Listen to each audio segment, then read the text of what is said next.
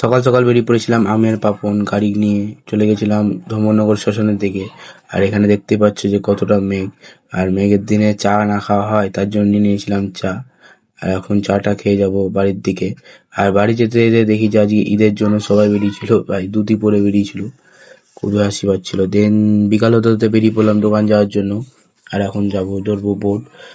এখন বোট ধরে নিয়েছি, দেখতেই পাচ্ছ যে এখন বোট ধরে যাবো হচ্ছে ওপারের দিকে।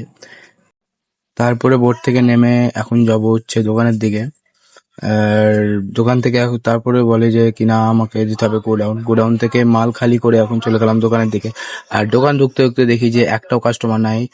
কারণ হচ্ছে বৃষ্টি পড়ছিল, মানে দেখতেই পাচ্ছ যে এতটা বৃষ্টি পড়ছিল, দোকানে কোনো কাস্টমার না ছিল না। তার জন্য আজকে বাড়ি চলে গেছিলাম, মানে তাড়াতাড়ি ছুটি দিয়ে দিয়েছিল বাড়ি বাড়ি যাওয়ার জন্য। আর এখন যাবো হচ্ছে বাড়ির দিকে। আর এখন চলে এসেছি বাড়ির দিকে। আর আজকে ভিডিওটা ছিল এতটুকুটাই। দেখা হচ্ছে তোমাদের সাথে অন্য কোনো ব্লগে। চলো বাই।